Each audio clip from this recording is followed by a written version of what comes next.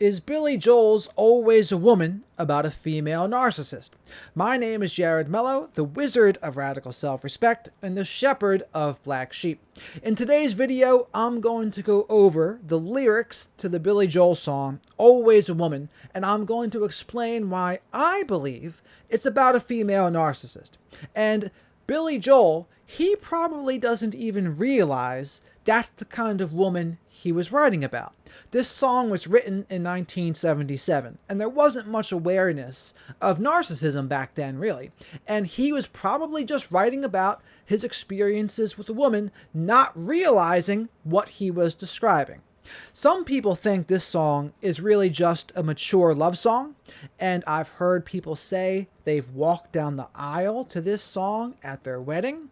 But to me, they must not have listened to the lyrics, because once you listen to these lyrics here, there are a bunch of red flags in here, and I'm going to explain why I believe it's about a female narcissist.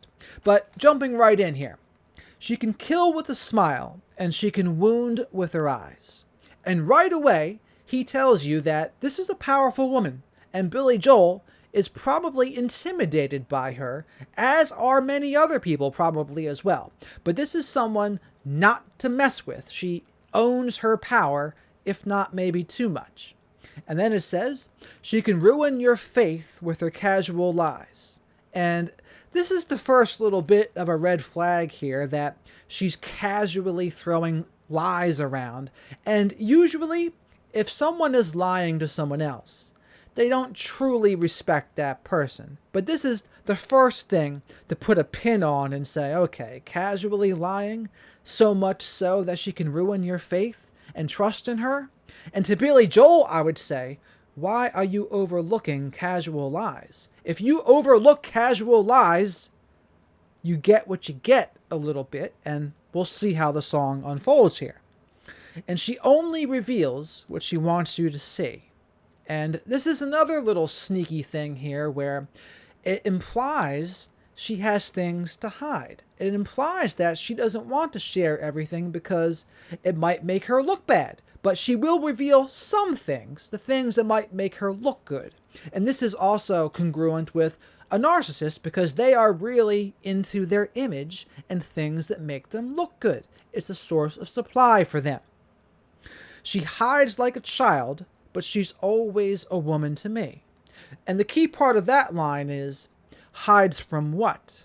Is it hiding from accountability? Because if that's what it is, that is certainly congruent with a narcissistic person. It might be hiding her true self. That would also be congruent with a narcissistic person as well. But both of those, a little bit iffy there. But always a woman to Billy Joel means, regardless of all of that, he is probably in a trauma bond with this woman. So regardless of all these red flags, she makes him feel good about himself. So he's going to ignore the several red flags we've seen already. Then he goes on to say, she can lead you to love, she can take you or leave you. This is another line congruent with the female narcissist, because she can make you feel really good about yourself and lead you to love, but she doesn't really attach to you. Narcissistic people, according to Sam Vaknin in particular, he will say they don't really truly connect with somebody. They have a fleeting attachment style, or dismissive avoidant attachment style as well, but they don't truly connect to people. And this fact that they don't truly connect means they can take you or leave you. They can be cold, and since they lack empathy, they're not really going to be bothered. That's why they can take you or leave you. She can ask for the truth, but she'll never believe you. And this part reminds me exactly like the female narcissist I dealt with in my life, where she was convinced that I was still on dating apps, dating other people. And at the time, this was years ago now, I truly wasn't. I was head over heels for this person at the time. I was eating up the love bombing hook, line, and sinker. But I told her the truth, but she just would not believe me, regardless of how much I tried to emphasize the truth. She just wouldn't believe me. And she'll take what you give her, as long as it's free. This is one where it sounds like she doesn't like give and take too much, where she'll give you something if she doesn't have to do anything in return. That's fine. I mean, maybe it shows that she's not quite as generous, but that's not so bad. Yeah, she steals like a thief, but she's always a woman to me. But again, steals what? Steals someone's heart, steals things, steals money. Probably a little problematic, regardless of which version of stealing it is. But again, to Billy Joel, he's in a trauma bond. He's eating up this love bombing, so it's still always a woman to him. Then it goes into the chorus. Oh, she takes care of herself. She can wait if she wants. She's ahead of her time. Oh, she never gives out and she never gives in. She just changes her mind. And again, takes care of herself. You could say that's being a little selfish and self-centered. Possibly. She can wait if she wants. She's ahead of her time. Well, it means that she's probably, since this song was written in the 70s, women were not nearly in as many positions of power back then, and maybe she was trying to spearhead that and really make something of herself. That wouldn't surprise me at all. And she never gives out and she never gives in. She just changes her mind. And that sounds a lot like a narcissistic person, where they have a really hard time admitting when they're wrong, or admitting to a shortcoming, or agreeing someone else was right about something. They will never do that because they think admitting they're wrong is like admitting a defeat. It's like admitting they're a terrible person. Their sense of perspective on it is just off, and they just won't do it. It's really something that they avoid it at all costs. But once they do finally admit to themselves a little bit they were wrong, they still won't admit it to other people. That's why he says she'll just change her mind and act like it was her idea from the beginning. Sneaky, but it's a way so that she doesn't have to appear humble to others, because they really do have a really hard time admitting when they were wrong, or admitting that the way they were seeing something was a little distorted or inaccurate, which, by the way, is very true of a lot of narcissistic people. They see life through a distorted lens, and they see it through the distorted lens of their trauma, and they see things distortedly. It's not quite accurate. And if you listen to someone else, how they share and explain the same situation, you'll see, oh, this person is really seeing it a little bit differently, and it's through the distorted lens of trauma. But it's really difficult to get them to see that, because their narcissistic defenses are so strong, and they are so sensitive to any criticism or any pushback, that it becomes really difficult to tell them the truth. But that's a story for another day. So it goes on to say, and she'll promise you more than the Garden of Eden. Then she'll carelessly cut you and laugh while you're bleeding. And that second part there, that's a big, big red flag. But promise you more than the Garden of Eden. What does that sound like? Sounds a lot like love bombing, and it sounds a lot like future faking to me. We'll promise you the world. We'll do this, this, and this. It'll be amazing. But often, it is just future faking to suck you in, because the narcissist wants you to be closer to them so that they can have more power and control over you. Something to watch out for. And this next part here, to me, this is the part that makes this a quote-unquote mature love song. It loses credibility after this part. Then she'll carelessly cut you and laugh while you're bleeding. To me, that is sadistic. It could be duper's delight. It could be one of the things they will do to give their narcissistic smirk when they get and take advantage of someone else and they feel like they have gotten one over on somebody. But to carelessly cut you and laugh while you're bleeding, no empathy, and then worse, they enjoy it. They enjoy hurting you. And if you are to take this literally in any way, massive red flag. And I can't even think of a better interpretation, honestly. What is the more charitable interpretation of this part? Carelessly cut you and laugh while you're bleeding. What is it? I would like to hear it, but I really struggle to come up with one. But she'll bring out the best and the worst you can be.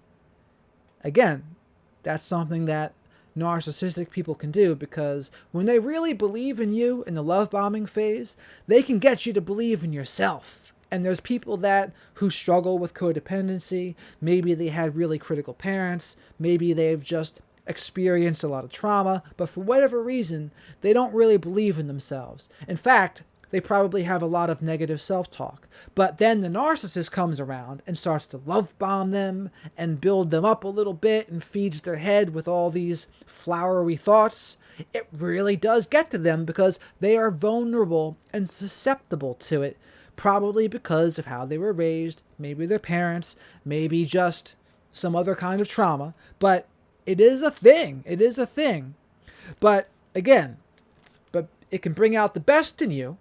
The female narcissist in my life, she encouraged me to sing. She encouraged me to do things that at the time I wasn't in the place to do. I didn't have the courage to do it at the time, but she really encouraged me. And her encouragement meant a lot to me, and it made me act, and it put me into an action state that I might not have done those things if not for her.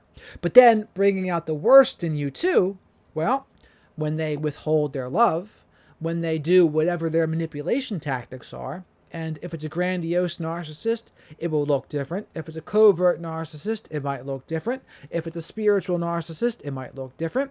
If it's a religious narcissist, it might look different. If it's just a somatic one, that might look different as well. But regardless, when they withhold their affection, and then it turns to the devalue, where they belittle, criticize, make fun of you, talk down to you, then that might bring out the worst in you, especially if you are on the emotional roller coaster with them, where they've brought you up to 10 in the love bombing, but then all of a sudden it shifts to the devalue, and then there's belittling, criticizing, and so it goes from bringing out the best in you to the worst in you on the emotional roller coaster. Blame it all on yourself, because she's always only a woman to me. So Billy Joel, again, blaming it all on himself. Granted, this woman is probably blaming him too, but since Billy Joel, again, is in a trauma bond, he'll blame himself and give her a pass, when it sounds like she probably doesn't deserve one at all. Then it goes into the chorus again, and then it says, she is frequently kind and she's suddenly cruel. Another red flag! Again, it's the mix. It's the intermittent rewards. Sometimes kind, frequently kind in fact, but then all of a sudden she'll turn on a dime and be suddenly cruel. This is where she will devalue you, or give you a brutal truth, or belittle you and your interests. Whatever it is, it's the emotional roller coaster again, up, down, up, down. Very congruent with the female narcissist. But she can do as she pleases. She's nobody's fool. This again sounds like a woman who knows her power.